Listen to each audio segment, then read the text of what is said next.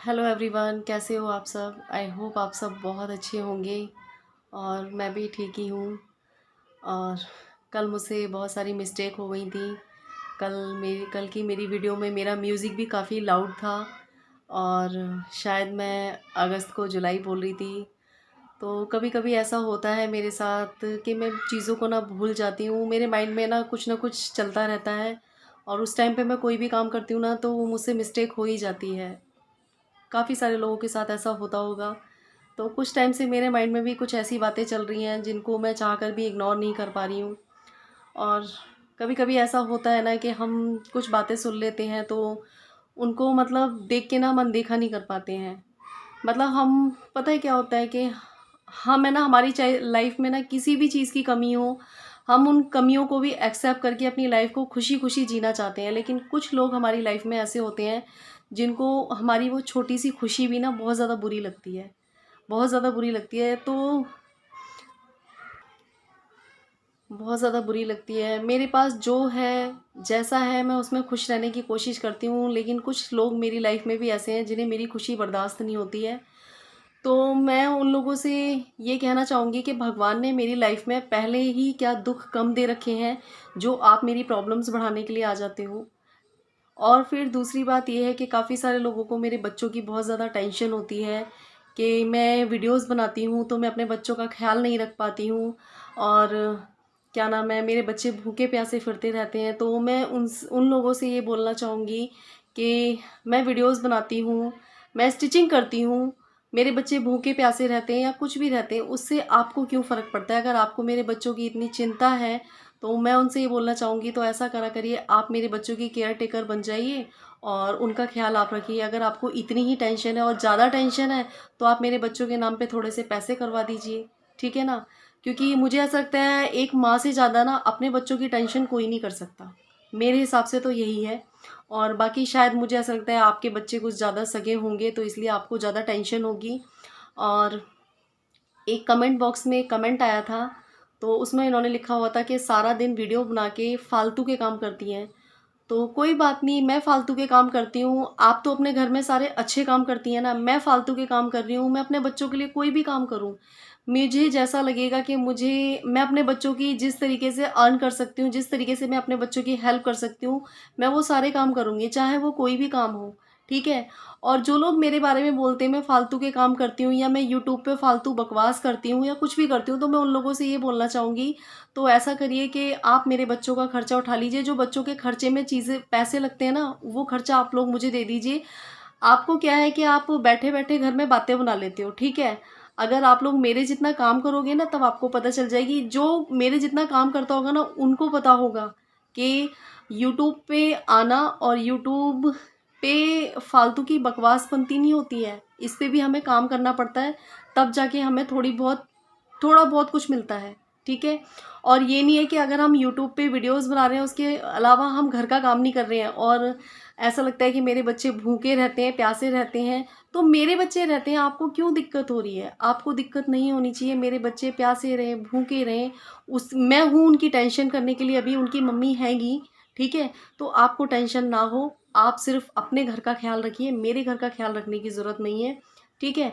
और आपको ज़्यादा ही मेरे बच्चों की लग रही है तो उनकी कुछ हेल्प कर दीजिए, ठीक है। हेल्प करने के तो बहुत सारे तरीके होते हैं। और एक मैसेज ये आया हुआ था कि आपके हस्बैंड नहीं है तो आप ये मेकअप किसको दिखा के करते हैं।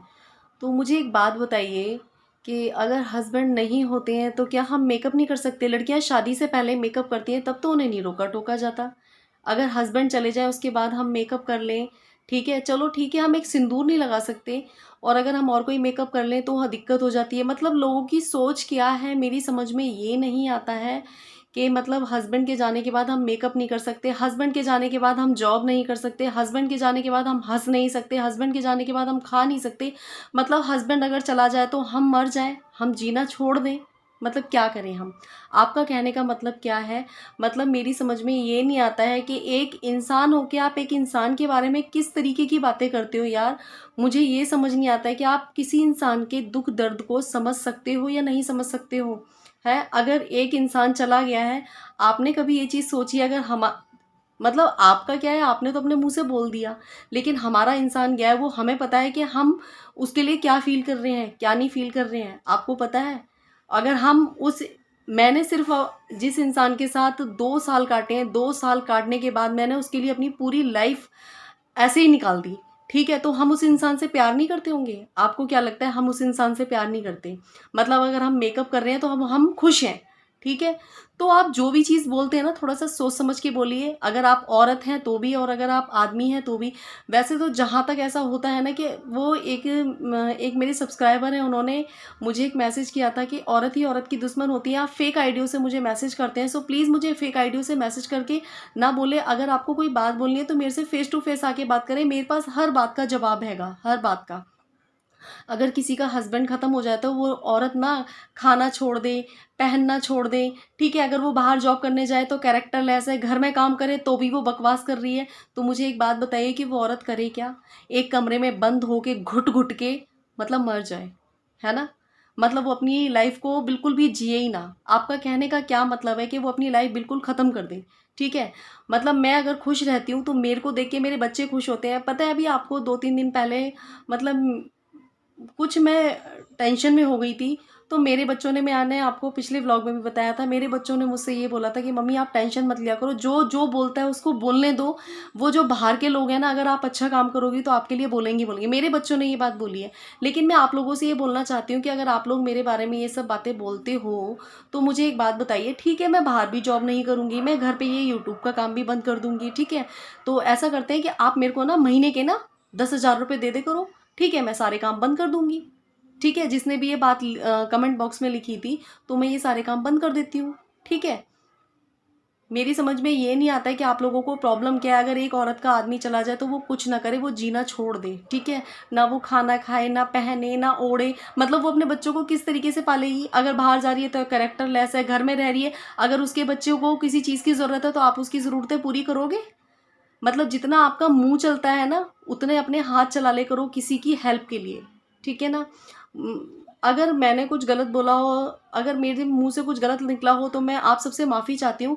लेकिन मैंने एक वर्ड भी अगर इसमें गलत बोला हो ना तो मुझे बताना। मतलब एक चीज़ बताओ, मेरे बच्चों को अगर किसी चीज़ की ज़रूरत होगी, कोई मेरे बच्चों की ज़रूरतें पूरी कर देगा? मतलब मैं अगर एक टाइम पे मैंने स्कूटी चलाना सीखा था तो काफ़ी सारे लोगों ने बहुत सारी बातें बनाई। अगर मेरी बेटी कल को स्कूल जाती है या कॉलेज जाती है, अगर कोई नहीं है हमारी हेल्प करने वाला, तो क्या मैं चीज़ें सीखूंगी नहीं? क्या मैं उन चीज़ों को क्या चाहते हो आप कि मेरे बच्चे और हम दूसरों के आगे ही हाथ फैलाते रहें? ये बताओ आप। पहली बात तो ये कि वो कुछ ऐसे लोग हैं जिन मैंने कभी आज तक, मेरे हस्बैंड गए हैं, मैंने कभी किसी के आगे हाथ नहीं फैलाया है। मैं कभी अपने लिए, मैं, मेरे जो सास ससुर हैं वो हमारे लिए देखो खाने पीने का करते हैं। मैंने आप लोगों से पहले भी शेयर किया था कि मेरे बच्चों को जब कॉपी किताबें लेनी होती हैं तो वो कॉपी किताबें दिलवा देते हैं, ठीक है। बाकी मैं अपने सास ससुर से अपने खर्चे के लिए कोई भी पैसा नहीं लेती हूँ, क्योंकि मैं खुद भी चाहती हूँ कि मैं सेल्फ डिपेंड बनूँ। अपने खर्चे जितने हो सके मैं खुद संभालूँ मैं अपने खर्चे। मेरे हस्बैंड के जाने के बाद मुझे इतनी चीज़ों की ज़रूरत पड़ती है, मैं पैसे इकट्ठे कर करके अपनी चीज़ें लेती हूँ, मैं कभी किसी से 1 रुपया नहीं लेती हूँ, ठीक है। और आप मतलब इस तरीके की बातें करते हो। आपको पता है मेरे बारे में ज़्यादा कि मतलब, यार अगर मेरे सास ससुर मेरे लिए कुछ कर रहे हैं तो मैं भी कुछ कर रही हूँ। ऐसा नहीं है कि मैं नहीं कर रही हूँ, मैं तो खुद ये चाहती हूँ कि मैं उनके बोझ को कम करूँ। और आपको क्या है, सिर्फ बैठे बैठे बातें बनाने से मतलब है। मतलब एक कहानी है कि एक है ना, बूढ़ी माई होती हैं तो वो ख़त्म हो जाती हैं, तो यमराज के जो दूत हैं ना वो उनको लेने के लिए आते हैं और उनको ले जाते हैं। ले जाते वक्त वो यूँ कहती हैं कि क्या नाम है, मैंने नर्क और स्वर्ग के बारे में बहुत बहुत सुना हुआ है, तो क्या नाम है, मुझे नर्क और स्वर्ग दिखा दो।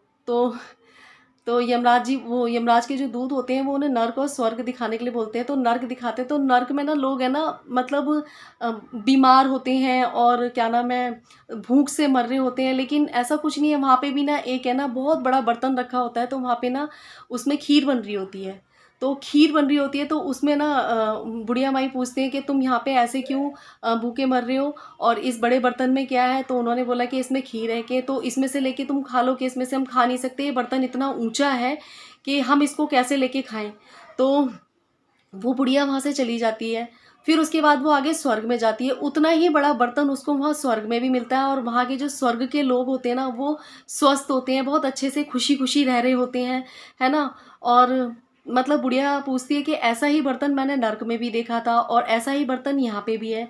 तो वो स्वर्ग के लोगों से पूछती है कि क्या नाम है, आपने ये बर्तन, मतलब आप यहाँ पे इतने स्वस्थ हो, इतने सुंदर हो, और मतलब इतने साफ सुथरे हो, तो कि आप इसमें से बर्तन में से खाना कैसे लेके खाते हो, नर्क वाले लोग तो भूख से मर रहे हैं, और ये ऐसी ऐसी चीज़ें बताई मतलब। तो वहाँ के जो स्वर्ग के लोग थे, स्वर्ग के लोगों ने बोला कि वहाँ के मतलब हमने ना यहाँ पे जो कुछ लकड़ियाँ तोड़ के, और लकड़ियों को तोड़ने के बाद हमने उसकी सीढ़ी बना के इस बर्तन में से हमने खीर निकाली, और उस खीर को हमने मतलब खाया। हम रोज़ खाते हैं यहाँ पे, रोज़ हम खीर, ताज़ी ताज़ी खीर बनती है और हम लोग खाते हैं, पीते हैं। तो पता है क्या होता है, इसके लिए भी ना दिमाग चाहिए होता है कि हम अपने मतलब हमारे पास कितनी भी कमियां हो, किसी भी चीज़ की कमी हो, हम उसमें भी खुशी ढूंढ लें। और कुछ लोग ऐसे होते हैं, उनके पास सर्व सुख होते हैं, लेकिन उन्हें फिर भी दुख नज़र आता है। तो इसके लिए भी दिमाग चाहिए होता है। मेरे पास बहुत चीज़ों की कमी है, मेरे पास लाइफ में बहुत प्रॉब्लम्स है, लेकिन मैं उन प्रॉब्लम्स में भी ना खुशी ढूंढती हूँ। तो लोगों को ये पचती नहीं है, नहीं पचती है, तो इसमें मैं कुछ नहीं कर सकती हूँ, ठीक है ना। बट मुझे अपने लिए और अपने बच्चों के लिए खुश रहना है, क्योंकि अगर मैं दुखी भी रहूँगी ना, तो भी मुझे कोई गले लगा के ये नहीं कहेगा कि हाँ भाई तुम दुखी क्यों हो, ठीक है। ना ही कोई मेरी बच्चों की ज़रूरतें पूरी कर देगा, ठीक है। तो एक सभी के घर में बच्चे हैं यार, सभी के बच्चों को हर चीज़ की ख्वाहिश होती है, और हर माँ बाप की ये ख्वाहिश होती है कि हम अपने बच्चों की ये ख्वाहिश पूरी करें, ये ख्वाहिश पूरी करें।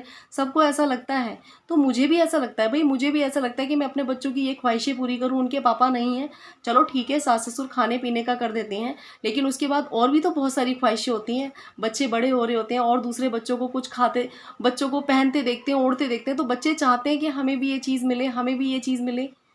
मुझे ऐसा लगता है कि लोग बैठे बैठे बातें बना देते हैं। तो मैं अपनी लाइफ से, ठीक है, बहुत खुश हूँ। मेरे पास बहुत चीज़ों की कमी है, लेकिन मैं खुद ये चाहती हूँ कि मैं अपनी मेहनत से उन्हें पूरा करूँ, ठीक है ना।